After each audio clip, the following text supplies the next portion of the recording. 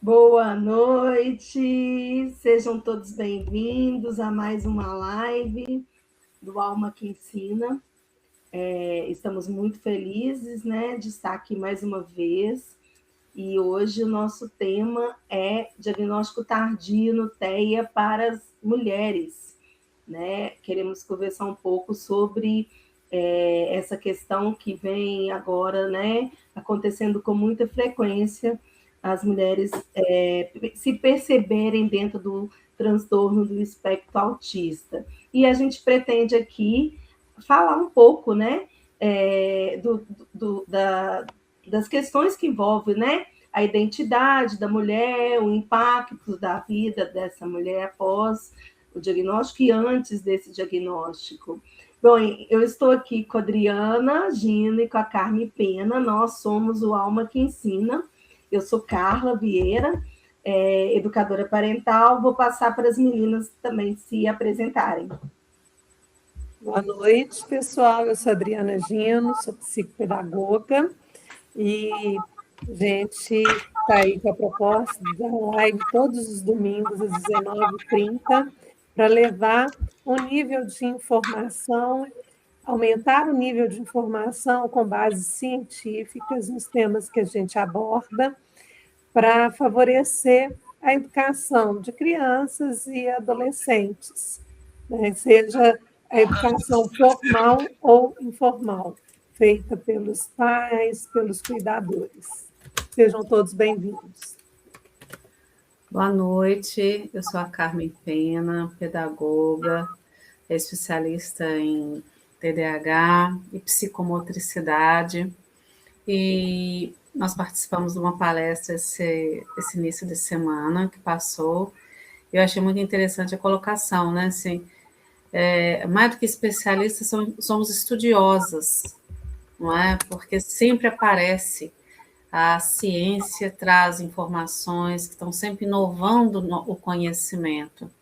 Então, coisas que se modificam com o avanço das pesquisas e com o avanço da ciência.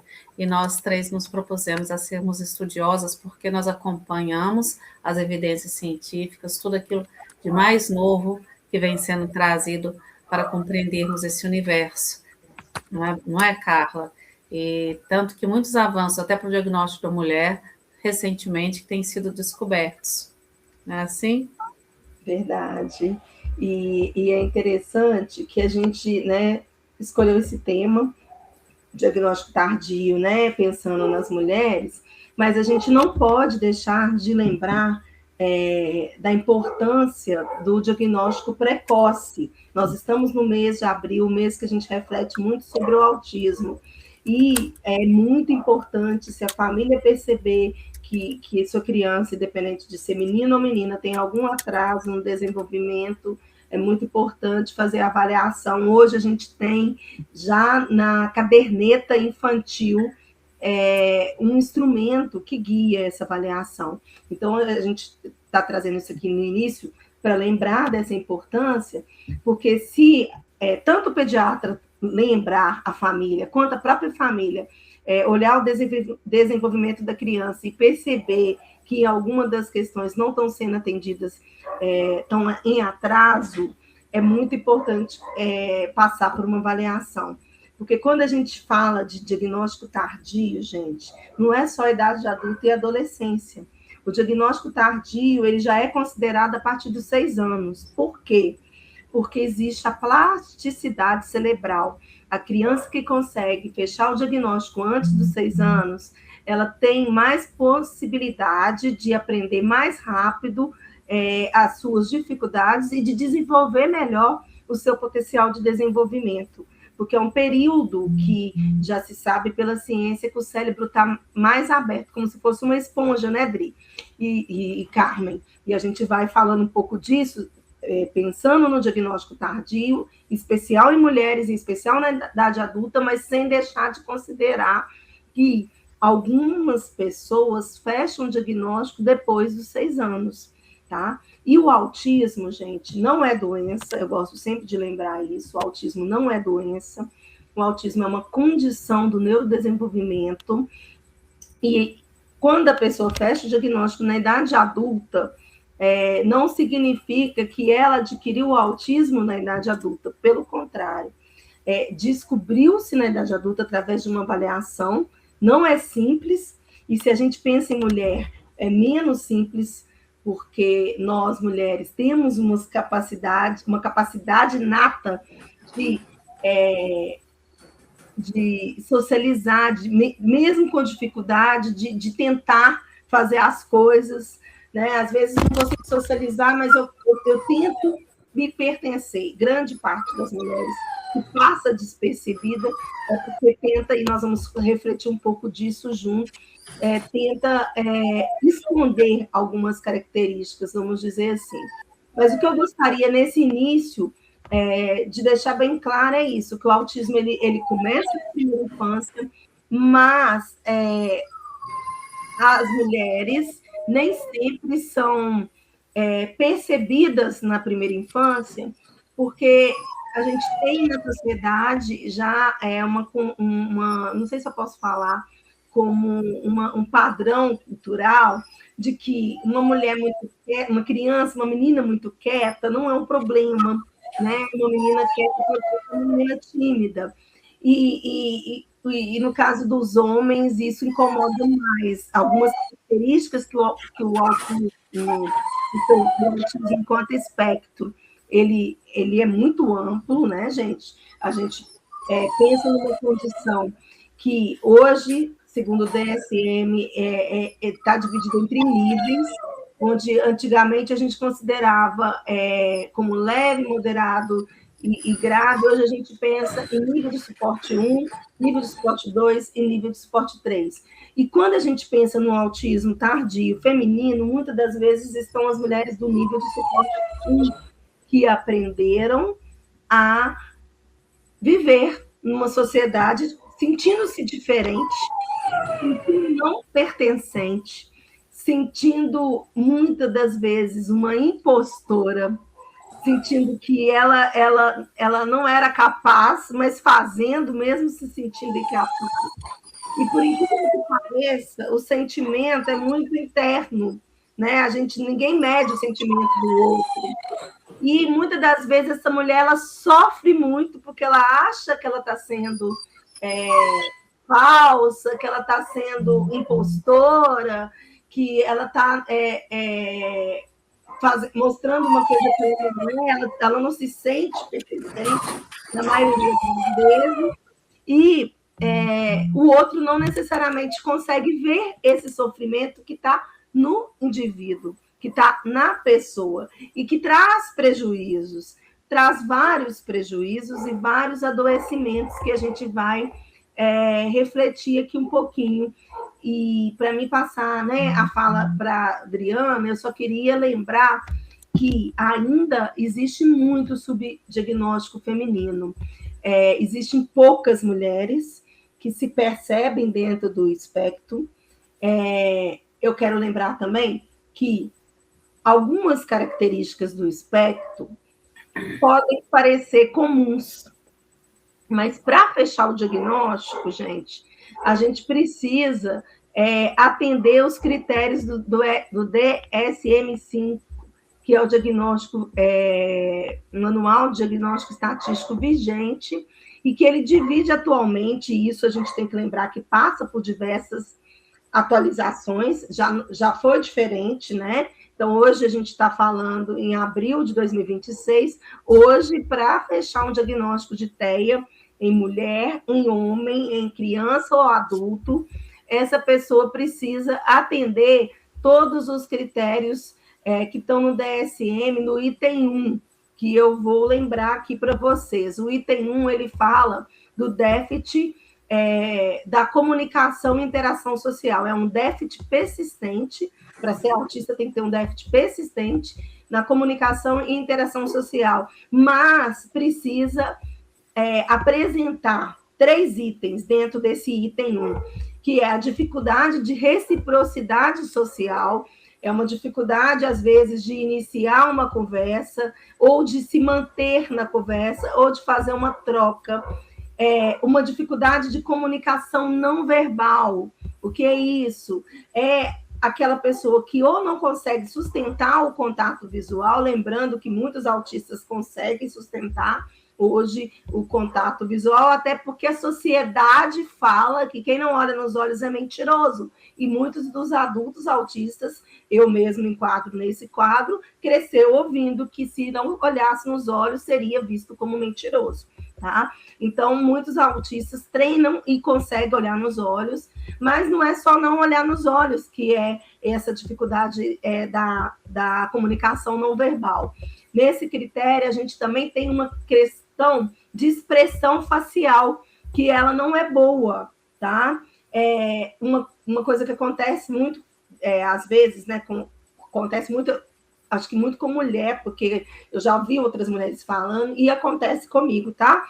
Às vezes, a sua feição, ela não corresponder ao seu estado ou a situação a qual você se encontra. Então, existe uma expressão facial que ela não é apropriada, às vezes ela é pobre, ela é reduzida, e principalmente uma dificuldade de entender sinais sutis na comunicação social, um olhar onde a pessoa está demonstrando que não está satisfeita com aquela troca, ou um gesto, às vezes passa despercebido por uma pessoa dentro do TEA. Para fechar, o item 1 tem a dificuldade em desenvolver e manter relacionamentos, manter amizades, cumprir e atender regras sociais. Não significa que o autista não tem amizade. O autista consegue ter amigos, mas não consegue ter um grande grupo de amigos. E muitas das vezes as amizades elas vêm mais do amigo do que do autista, sabe? Às vezes o autista é procurado, então às vezes não é ele o que procura. Existe um prejuízo nessa questão de manter relacionamentos, e isso vai também envolver para o lado do relacionamento íntimo, às vezes, né? Muitos autistas não conseguem manter casamento ou não conseguem iniciar e ter casamento. Não estou falando que isso é uma regra, viu, gente? No que tange ao autismo, nada é regra absoluta. Tem autistas que conseguem casar e serem muito felizes, tá? E no item 2, a gente tem a questão dos padrões repetitivos do comportamento. Nesse item, a pessoa, para fechar o diagnóstico, nesse item existem 4 questões, e a pessoa, para fechar o diagnóstico, ela tem que atender pelo menos 2. Quais são eles?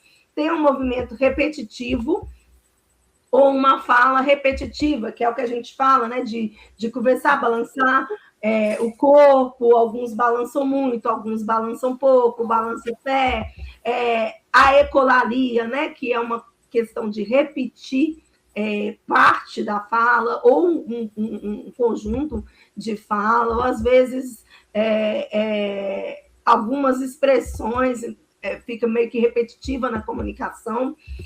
Outro item é a insistência na rotina, rigidez cognitiva, dificuldade de lidar com mudança. O terceiro item é o interesse restrito e intenso, que a gente chama de foco, de hiperfoco a determinados temas. E o quarto item são as alterações sociais. Sensoriais, desculpa, as alterações sensoriais, que pode ser uma dificuldade, né, com luz, com cheiro, ou com barulho, textura, qualquer coisa que envolve ou tato, sentidos propriamente dito. Dito isso, gente, eu quero passar para a Adriana, só porque eu queria dar esse lembrete, porque eu não sei se tem alguém que vai ver essa live sem saber nada do autismo, tá? Para a gente poder ter isso bem amarradinho. Dri, vou deixar você dar uma sequência aí. Pessoal, há poucos anos atrás, porque quando a gente pensa na questão do diagnóstico do autismo, vocês já devem ter reparado a seguinte fala. Há 20 anos, 10 anos atrás, nós não tínhamos tantos autistas como temos hoje. Aí tem uma explicação que ela é genética, tem explicação inclusive da prematuridade, que o cérebro nem sempre ele ainda está formado, a criança nasce com o cérebro mais imaturo, então a gente tem aí uma gama de situações que antes não acontecia, até pelo avanço da ciência e da medicina, e que, graças a Deus, hoje muitas vidas são preservadas em relação a isso, mas também a gente vê que existem uma recorrência de situações, né, que vem no desenvolvimento da criança, no neurodesenvolvimento, que é justamente isso, da imaturidade desse cérebro, do desenvolvimento cerebral, que começa a aparecer. Mas, tirando essa questão, eu, como estou há mais de 30 anos dentro da educação, o que era comum ser falado, e, inclusive, eu cheguei a estudar em livros que traziam, né, essa temática, que a questão do impacto intelectual no autismo feminino era muito maior do que no autismo masculino.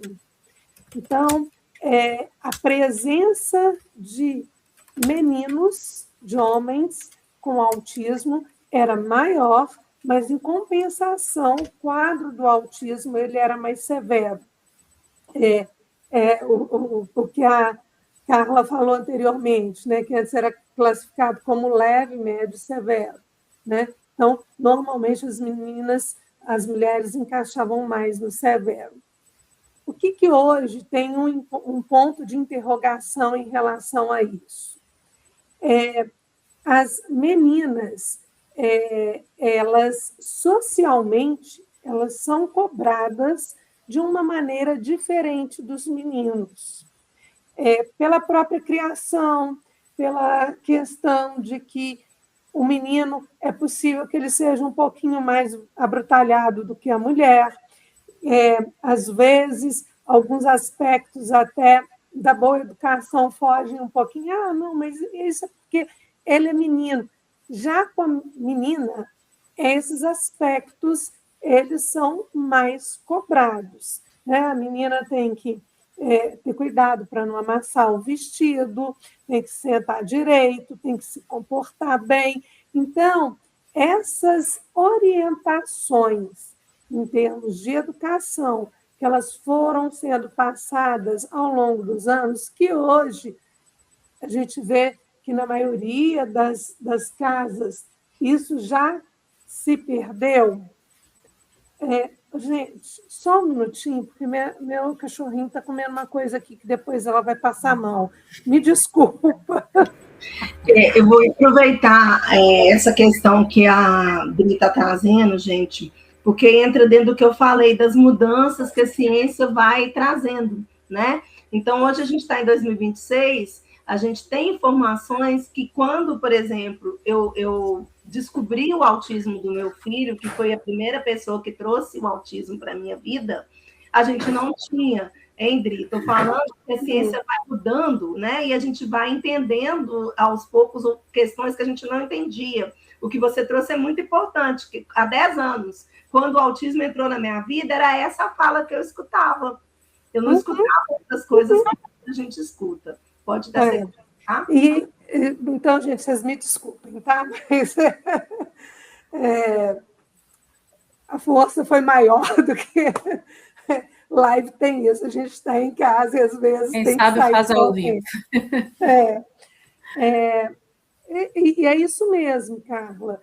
Eu lembro que eu li material de médico que hoje é referência, e na época já era referência em termos do autismo, que traziam essa temática, traziam essas questões que, hoje em dia, os livros deles atuais já abordam de uma outra forma. Por quê? A ciência e a medicina, elas avançaram, né? A neurociência e a medicina avançaram. Então, esses dados foram mudando.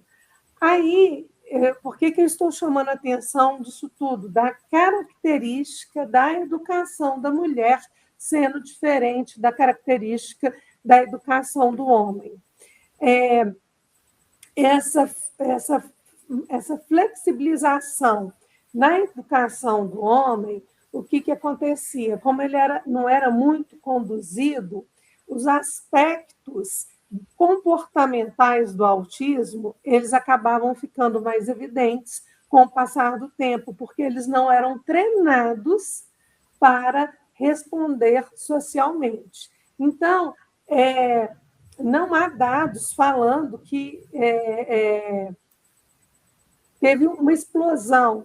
O que acontece hoje do diagnóstico tardio é que as meninas elas eram tão bem conduzidas na educação que esses comportamentos eles não eram evidentes. Então, como é que a gente chama, né, esse treino? É uma camuflagem mesmo, uma camuflagem comportamental, né? E aí, quando elas são hiperadaptadas, elas realmente, as meninas, elas dão conta de chegar, manter um comportamento adequado, mas isso tem um preço muito alto ao longo dos anos. O que acontece com as meninas quando elas, por exemplo, elas precisam sair ao retornar em casa? Normalmente um estresse gigantesco. Costumam, às vezes, em casa, sofrer um pouco da desregulação por causa do estresse que foi acumulado ao longo do tempo. E esse estado de estresse, com o passar dos anos, eles vão virando sintomas de ansiedade, de depressão, de falta de percepção, de adequação à sociedade, e aí acabam apresentando problemas emocionais e de saúde mental que seriam prevenidos se elas fossem acolhidas nessas características e cuidadas. Porque, veja bem, não é porque a menina de nível 1 de suporte, que é nível 1 de suporte, que ela não tenha a hipersensibilidade sensorial, ela tem como os meninos, ela cansa como os meninos, né? Então, esse estresse que ela vai guardando ao longo da vida, isso acaba vindo como uma bomba para estourar na vida adulta em termos emocionais e da saúde mental, né? Então, eu, né, assim, gostaria de fechar realmente com esse pensamento de que paga-se um preço muito grande pela exaustão emocional, pela sensação de inadequação, ansiedade e cansaço extremo, né?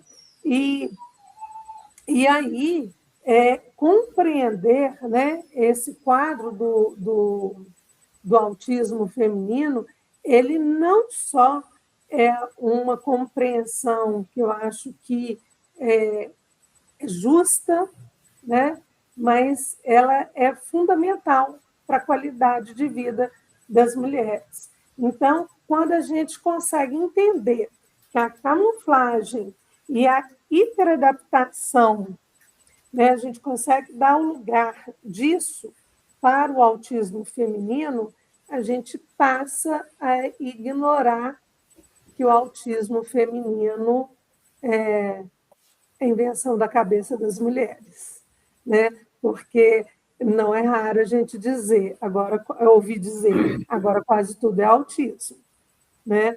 Ver se uma celebridade, né, que muita gente se refere a ela, nesse Letícia Sabatella é autista, né? Agora, o preço que ela pagou pela camuflagem, pela hiperadaptação, só tem uma pessoa que pode dizer do custo disso daí, que é ela. Carminha? Vamos lá, né? Que essa discussão aí é ampla. Então, como a Carla bem colocou, a Adriana bem colocou, a mulher socialmente falando, né? Desde os primórdios, né? ela é socialmente muito mais exigida, muito mais cobrada. Então, já faz parte de todo o arcabouço mental e social da mulher essa capacidade adaptativa, onde ela camufla muitos sintomas e características. E isso causa exatamente o que a Adriana colocou aí, uma extrema exaustão. Mas aí, vamos lá, né? O que acontece com os homens, né? Como a Adriana bem pontuou, nos homens as características muitas vezes são mais visíveis, justamente porque para o homem, socialmente falando, já se deu essa liberdade dele ser mais espontâneo, dele ser mais extrovertido, dele ser mais atirado, dele ser mais agressivo, né? E aí essas características no homem muitas vezes vão passando ou batido, ou quando muito, elas são muito exageradas, muito exacerbadas, aí se chama atenção, não é? Então, assim, numa sala de aula, a criança, a criança extremamente agitada, abrutalhada ou agressiva, ela chama atenção imediatamente. E aí ficamos procurando o que fazer sobre se a família é mais aberta, é mais conscienciosa, a gente consegue, não é? Escola, professor, tá chamando para averiguar se a família é daquelas assim que não quer aceitar o diagnóstico, que infelizmente isso é muito comum, não é? Às vezes a criança caminha para a fase da adolescência, até para a vida adulta, com a família se negando a perceber que aquilo ali existe outras questões para além só de comportamento. Então, é o que todos temos que parar e pensar no que a Carla chamou atenção logo no início. O que isso vai acarretar na vida do sujeito? Os prejuízos que vão se sobrepondo na vida da pessoa e que isso fica impactando na vida da pessoa pro resto da vida, não é? Então, assim, o menino incomoda, a menina se adapta. Então, essa adaptação tem um preço, não é? Tanto pro homem quanto para a mulher. Porque o autista nível masculino, ele também camufla muitíssimo bem. Isso não é uma característica só da mulher. Aquele menino que tem uma inteligência, né, acima da média, porque isso também é uma questão para ser discutida e tratada. Não é todo autista que é superdotado ou tem uma inteligência acima da média. Existem casos e casos. Pode ter autistas que têm uma deficiência intelectual. Vamos pensar assim no nível de suporte 3. Então, assim, ou mesmo 2. Então, assim, isso tem que ser muito investigado, cada caso. É a questão da avaliação multidisciplinar, que é importantíssima.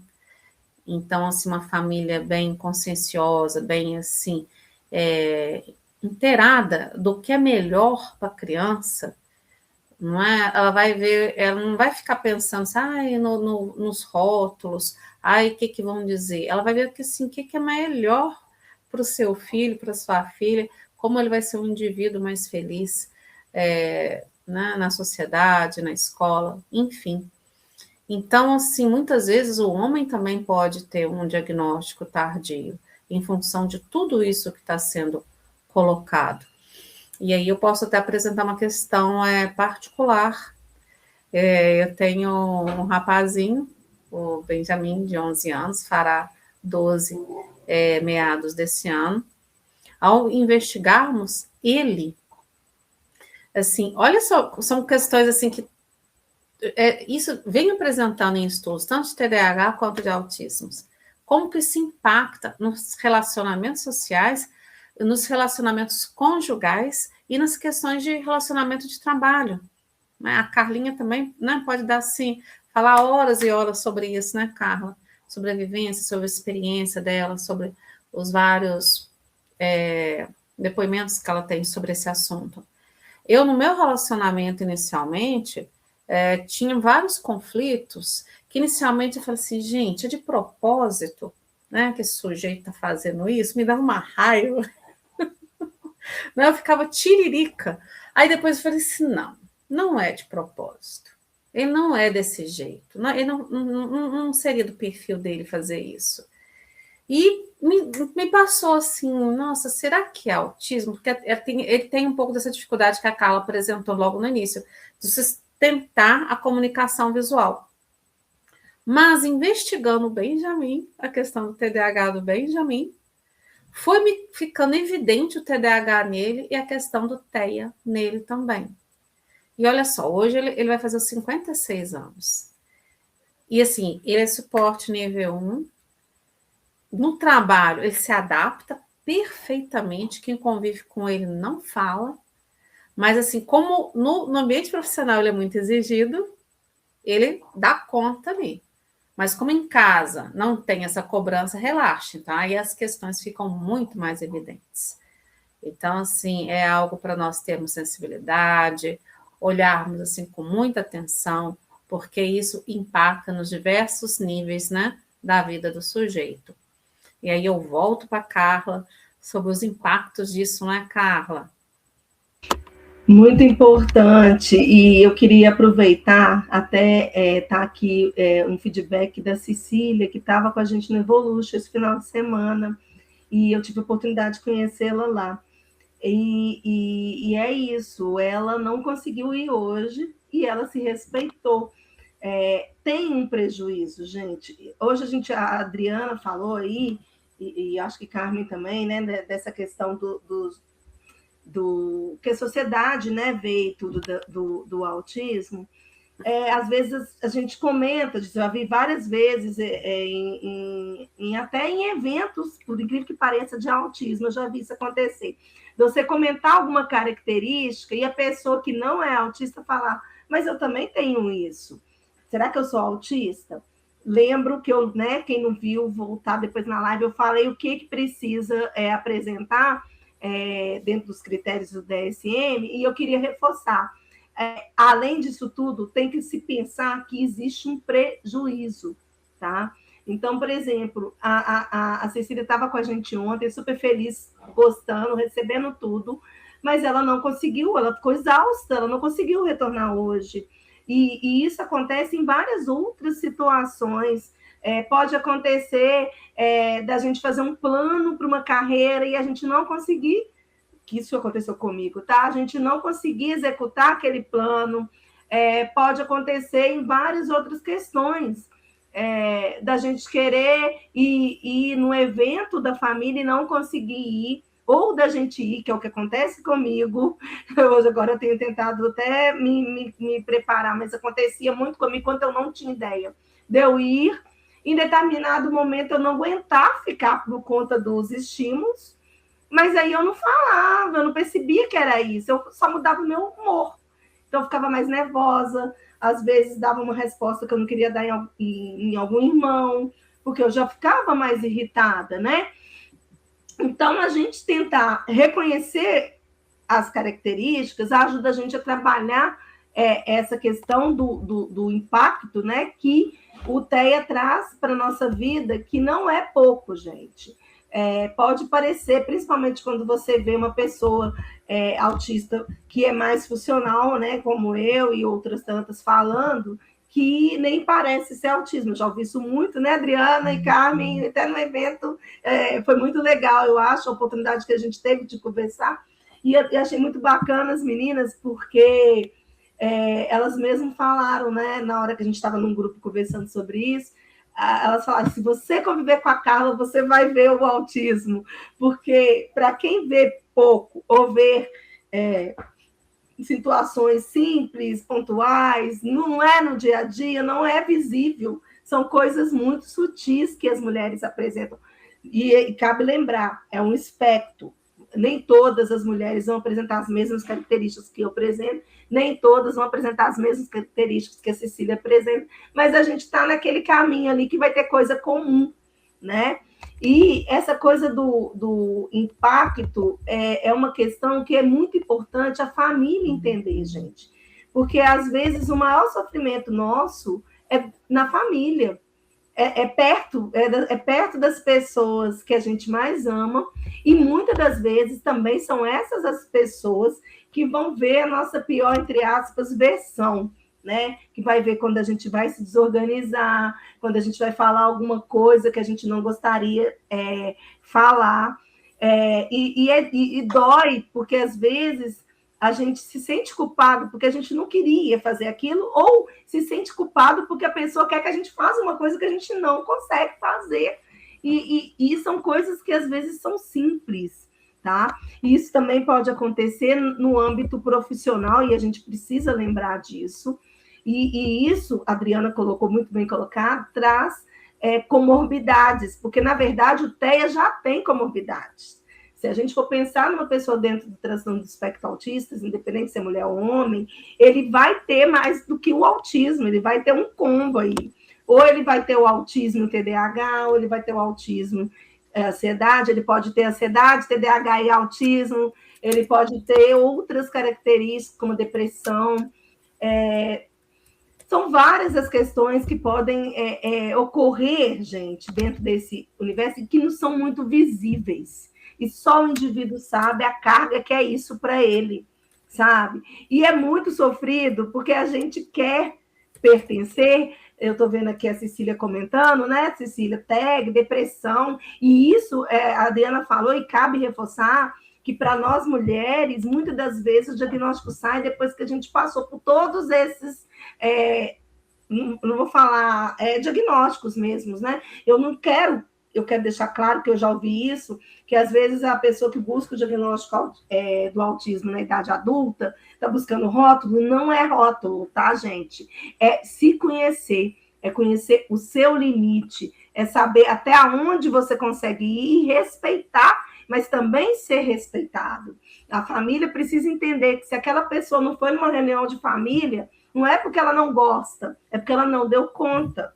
E tá tudo bem, né? E se você também, às vezes, quer visitar a pessoa e a pessoa naquele momento não está podendo te receber, te dá uma resposta que você não achou que foi a mais adequada, entenda que não foi por mal, sabe? Não é porque ela não gosta de você. Às vezes é realmente porque ela não está podendo dar conta naquele momento disso. São muitas as questões, gente, que às vezes a gente nem coloca por vergonha. Ontem eu tive a oportunidade de conversar com uma pessoa que descobriu recentemente o diagnóstico, e foi muito rica a nossa conversa, porque ela estava trazendo questões que a vida toda trouxe tanto sofrimento para ela, e ela não sabia que era o TEA. Então, quando a gente escuta uma pessoa, a Letícia Sabatella, né, que a Adri trouxe, eu estou adorando, viu, gente? Eu estou vendo aí os comentários, muito bom, eu agradeço, acho que a gente fica muito feliz com isso, enriquece muito a nossa live. A Letícia Sabatella, quando ela trouxe isso a público, eu lembro que eu vi muitas críticas, e eu fiquei muito chateada, porque eu fiquei tão feliz dela vir a público manifestar um diagnóstico que as pessoas não conhecem, porque quando ela falou o que ela entendeu que era o TEA, eu me identifiquei com tudo, inclusive com uma história que ela contou, que para ela aconteceu com 9, comigo aconteceu um pouco mais velha, mas aconteceu igualzinha, de eu ser excluída dentro da minha sala de aula pelas minhas amigas, e de eu não saber até hoje o motivo. Vocês não entendem como que isso é doído, a pessoa virar a cara para você, e muitas das vezes são pessoas que você gosta, e você não sabe por quê. Isso já aconteceu comigo em escola, isso já aconteceu comigo em trabalho, sabe? Isso acontece todo dia com quem está dentro do TEA, e você não sabe se é o que você fez ou se é o que você não fez. Você não tem um feedback, então você não consegue resolver. Você se sente inadequada e não consegue melhorar isso, porque quando a gente tem a pista, quando a gente tem o retorno, a gente busca, a gente quer melhorar, sabe? E não é melhorar no sentido de tirar uma característica, não é isso, é no sentido de se adaptar, porque eu não preciso fazer igual a Maria, mas eu posso fazer do meu jeito para chegar perto do que a Maria fez e me sentir feliz. E é isso, gente, que eu acho que é a questão mais grave que a gente vê hoje na questão dos impactos, que vai para a saúde mental, porque uma vez que eu não consigo me pertencer nem no meu seio familiar, muitas das vezes, ou nem no meu trabalho, eu me sinto mal e eu vou desenvolver outras características, ou até características que eu já tinha, uma ansiedade vira um transtorno de ansiedade, ela piora, né? Então, às vezes, a gente vai piorando algumas questões do TEA pelo desconhecimento, pela falta do acolhimento, pela falta de ter menos julgamento também, porque o julgamento social ele é muito grande, né? A gente vive numa sociedade que julga o tempo todo, em todos os lugares, né?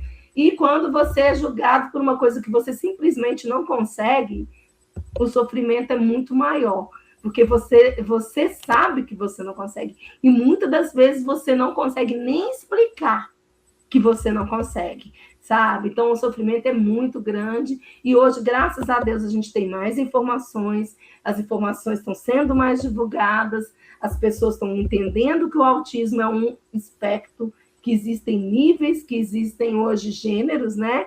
E que o autismo ainda tem essa questão social. A gente tem o autismo em todas as classes sociais. A gente tem o autismo de uma pessoa que nunca vai ser tratada e que às vezes não vai nem conseguir ser funcional por falta de tratamento, que pode até sair do nível 1 e ir para o nível 2 ou nível 3, como você tem a questão de gente que tem muito recurso e pode, às vezes, andar. E aí, o andar, quando a gente fala do espectro, ele envolve várias características, não é só o recurso financeiro, não é só a terapia, tem a questão também genética e biológica, tá, gente? É preciso existir uma abertura genética para que haja essa movimentação.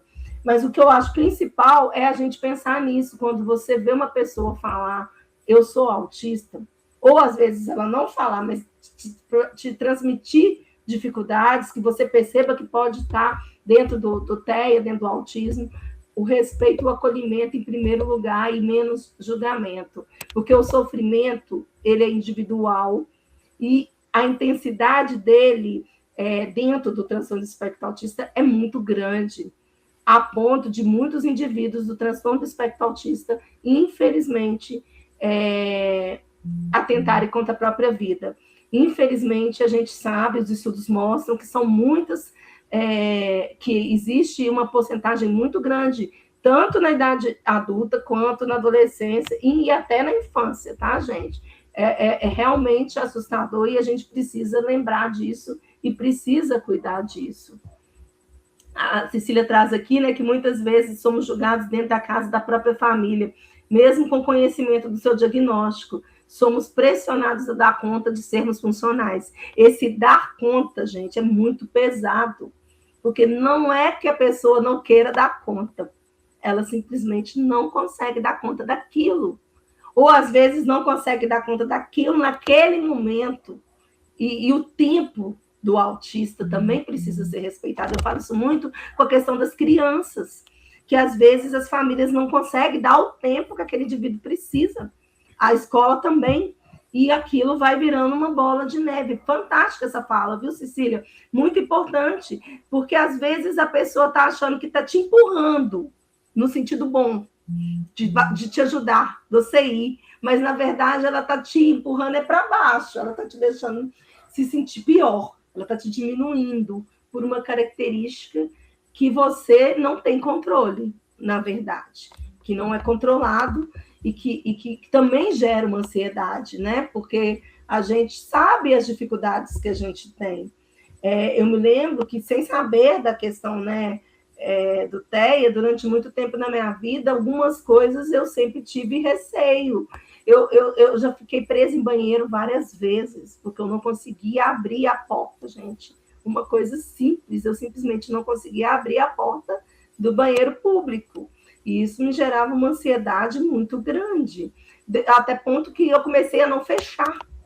Eu ia para o banheiro e não fechava, porque eu ia ficar presa, principalmente se eu estivesse sozinha naquele banheiro, sabe?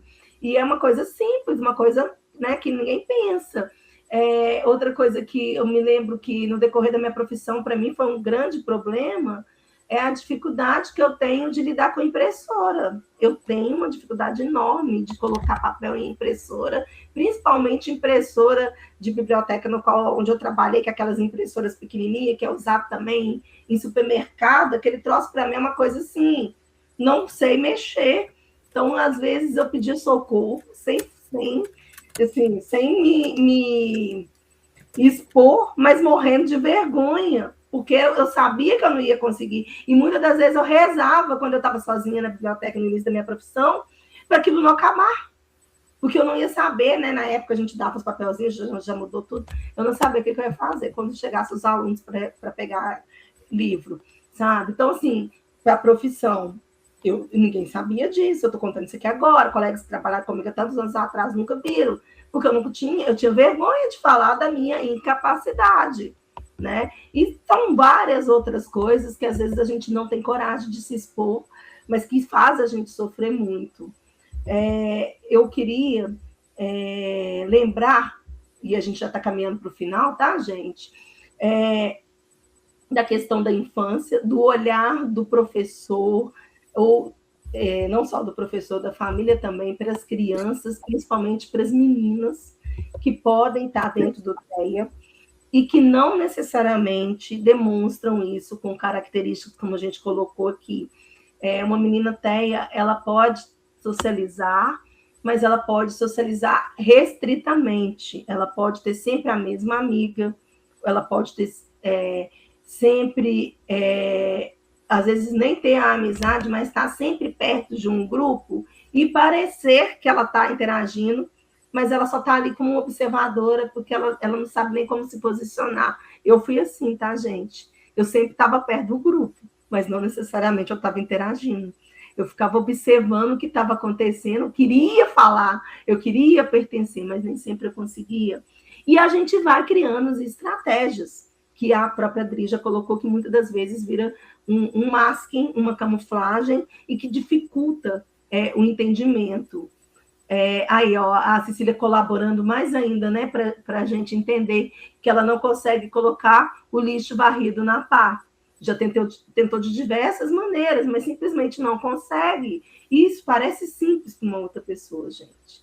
Mas a pessoa que não conseguir isso, ela cria uma ansiedade, cria um bloqueio, né? Cria um sofrimento. Por que uma coisa tão simples eu não consigo fazer e o outro consegue? Né? E aí entra a questão que às vezes não fica muito clara, e eu queria trazer isso aqui, né? Não terminar sem falar, que é a questão do suporte porque a gente consegue fazer muitas coisas, mas muitas coisas a gente vai precisar de uma ajuda. E essa ajuda é de quem está no dia a dia com a gente, né? Então, muitas das vezes, a pessoa que vive com a gente vai precisar dar um suporte para a gente conseguir limpar a casa, no caso da Cecília, alguém vai ter que fazer essa parte que ela não consegue. Então, o suporte é um suporte que ele é pontual, ele não é o tempo todo, mas ele precisa ocorrer em algum momento. E ele pode ser diverso, tá, gente? Pode ser um suporte, né, Dri, para poder ir numa viagem, numa estrada. Eu não dirijo em estrada. Eu tenho dificuldade de dirigir de noite. Então, um suporte pode ser uma coisa que você fala, gente, ela dirige para tudo que é lugar de manhã, em Belo Horizonte, um trânsito muito pior. Mas existe uma dificuldade que eu não sei explicar qual, que não me permite. E existe uma questão também da previsibilidade, que à noite eu enxergo um pouco pior, que me deixa muito ansiosa para dirigir de noite, se não for em lugares que eu conheço, se não for com pessoas que são motoristas próximas, sabe? Existe toda uma questão aí. Então, gente, parece que é simples para quem está vivendo, mas não é. Traz sofrimento. Se a gente puder deixar isso como um lembrete para os familiares, eu acho que já pode ser o início de um acolhimento que pode fazer a diferença na vida de muita gente. E lembrar que a pessoa perceber características, hoje que a gente vê muitas lives, muitos artigos, muitas informações, a pessoa se identificar, ela correr atrás do diagnóstico, pode ser um diferencial para ela, sim, porque eu escutei e eu acho que Cecília também escutou que a gente conversou sobre isso, e outras pessoas escutam. Por que agora você vai buscar um diagnóstico? Porque depois que você já fez muitas das coisas, para que isso agora? Não é simplesmente, gente, para poder ter um rótulo. Não. É para se conhecer, acima de tudo, e para se respeitar. Porque a partir do momento que eu não sei e eu sofro porque eu não me encaixo, eu não consigo, e aí eu acho que eu sou errada, que eu sou inadequada, que eu sou um problema, que eu sou diferente, que eu sou um patinho feio, porque eu achava que eu era um patinho feio. Durante a minha vida toda, me identifiquei muito com o patinho feio. Ou seja, eu não estava no meio do meu grupo, né? Então, o sofrimento é muito grande, mas a partir do momento que você entende o que faz você se sentir daquele jeito, existe uma liberdade, existe um alívio. E é isso que Letícia Sabatella trouxe quando ela descobriu, e é isso que eu senti, e é isso que acredito que Cecília e tantas outras pessoas sentem quando conseguem entender que você não é fresca por você não comer alguma coisa, que você não é chata, porque às vezes você recebe outros rótulos. De rótulo para rótulo, existem outros, que você não é esquisita, que você não é controladora, que você não é nervosa, sabe? Vem outros rótulos. Eu acho. É bom que você já está aí, que eu já ia passar. Eu acho muito interessante, porque é o seguinte, existe não, o filme Divertidamente, ele foi elaborado a partir de uma teoria que começou a ser pensada, pesquisada na década de 50, no século passado, por Paul Ekman. Ele pesquisou as emoções que são universais, independente da raça, do povo, do lugar, da classe social, são aquelas emoções que todos compreendem, independente do desenvolvimento. Então, as emoções que o primeiro Divertidamente apresenta são algumas das emoções que o Paul Ekman identificou. Ele identificou, né, além das que tem no Divertidamente, né, a raiva tem, o nojo tem, o medo, a alegria tem, a tristeza, a surpresa. Mais tarde, eles identificaram uma outra, que é o desprezo. Por que estou chamando a atenção disso? Porque se isso é universal e as pessoas, elas não identificam as expressões que são universais, elas ficam excluídas de fazer uma leitura de ambiente, de emoções, de interação social. E aí, elas se comportam de uma maneira predominantemente inadaptada aos grupos sociais. E isso traz um sofrimento muito grande. Pegar para as pessoas típicas, quando elas não conseguem fazer leitura de ambiente, para a gente, né, os típicos, é um sofrimento. Agora, imagina para as pessoas que não conseguem fazer nem o básico do que é universal. Então, quando você traz, né, Carla, a questão do autoconhecimento, eu acho que a gente tem que pensar no diagnóstico tardio como uma oportunidade de um carinho, um cuidado consigo mesmo, né? Esse autocuidado para que essas questões que para os outros elas são normais e fáceis, que você, desde criança você já identifica, o autista ele precisa ser treinado e, quiçá, pode, inclusive, nem chegar a compreender todas essas expressões. Não quer dizer que, ao ser treinado, ele vai dar conta de perceber isso em todas as interações sociais. Então, eu acho que a gente precisa pensar nisso até por uma questão de respeito ao próximo e da inclusão também, né? Bom, passo a fala para a Carmen, para a gente ir caminhando aí para o nosso final.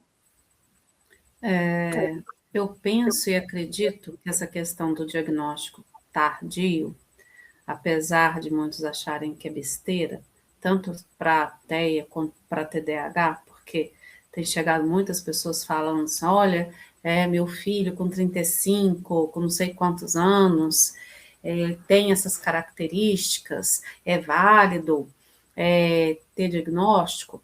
Eu acredito sim que é válido, porque é uma libertação para ambas as partes, para o indivíduo e para a família desse indivíduo.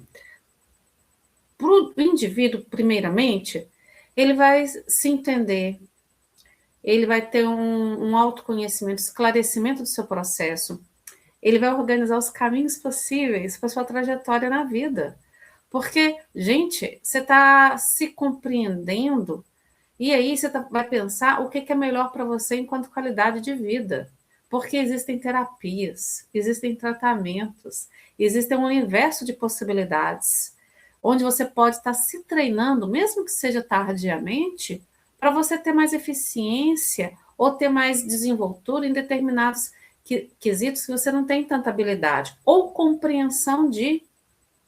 Então, assim, vou trazer um relato real, não é, da minha casa.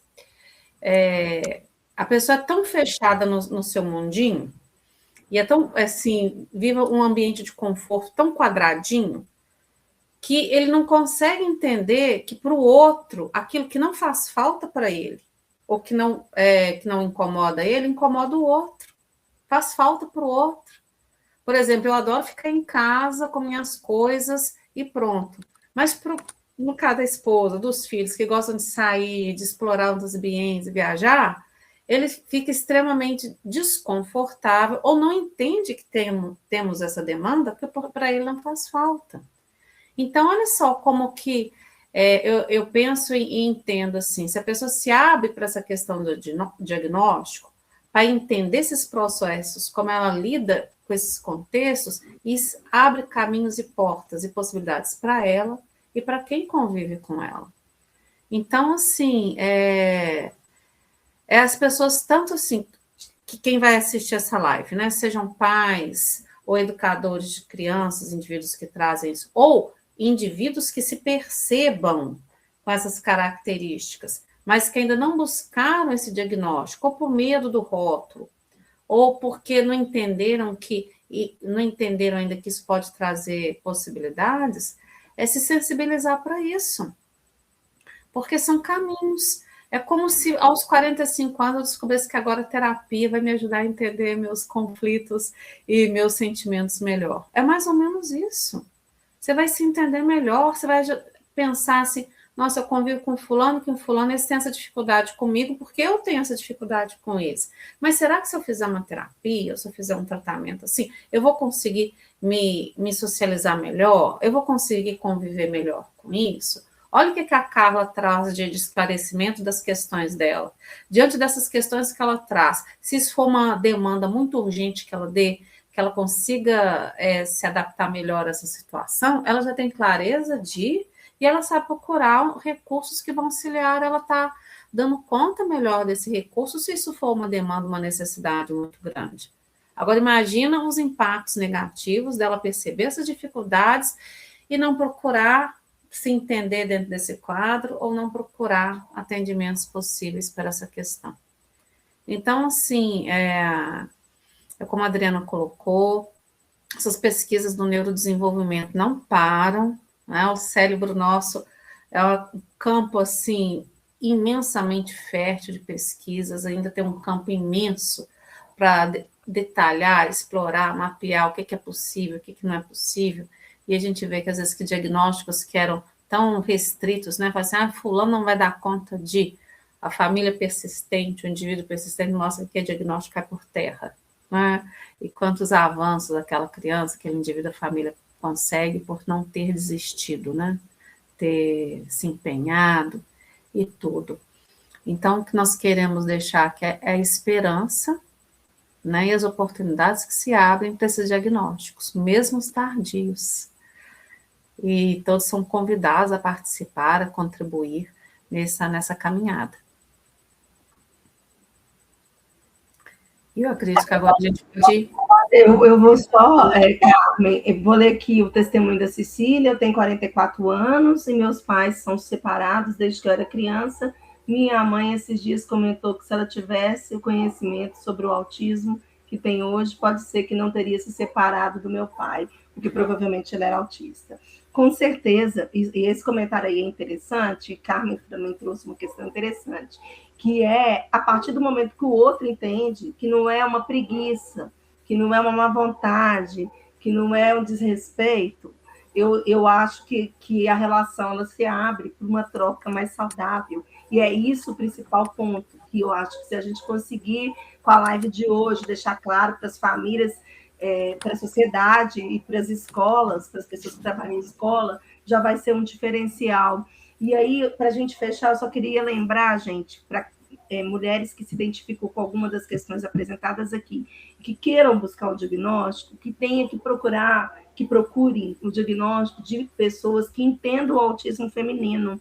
Infelizmente, nem todos os médicos, psiquiatras e até neuros estão prontos para essa questão. Na verdade, a gente vai encontrar excelentes psiquiatras e neuros que conseguem fazer o diagnóstico, que se especializarem em autismo. O que eu quero dizer? E isso vale também para o diagnóstico comum do autismo em criança. Sempre procure especialistas para fechar diagnóstico, porque senão vocês vão dar muita cabeçada, porque existe muita desinformação, existe ainda muito conhecimento perdido, alguns que ainda estão em informações que já desatualizaram, e isso atrasa, né, gente? Então, sempre busque o especialista. Acho que é isso. A gente acho que gostaria de ficar horas e horas conversando, mas a gente tem um limite aqui do tempo. A gente gostaria de convidar, né, meninas, para seguir o canal Alma que Ensina, principalmente no Instagram. Lá nós temos nosso grupo, onde a gente divulga materiais, tem e-books que a gente já compartilhou tudo gratuitamente, e também lá a gente vai estar divulgando os cursos. Então, quem não participa do grupo, é só procurar no Instagram, na bio, né? Tem a nossa comunidade, Alma que Ensina, e todos os domingos a gente está junto aqui com temáticas importantes para reflexão e para compartilhar. É isso. Lembrando, né, Carla, que na bio tem o link para o grupo do WhatsApp, Alma que Ensina. A gente compartilha, no grupo do WhatsApp, tá? Isso. Então, vocês podem nos seguir no Alma que Ensina, no Instagram. Também, Carla posta no Aprendendo com Péia, no pessoal dela, Carmen no Carmen.educa, eu no Adriana Gino, mas colocamos sempre também no Alma que Ensina. E no Alma que Ensina tem o link para o grupo. Esperamos vocês lá. Uma boa noite. Até domingo que vem. Isso, boa noite, gente. Obrigada. Isso, boa noite. E nos comentários vocês podem sugerir temas que nós vamos fazer. Vai ser um prazer contribuir com vocês. Até breve, até a próxima live. Ótima semana.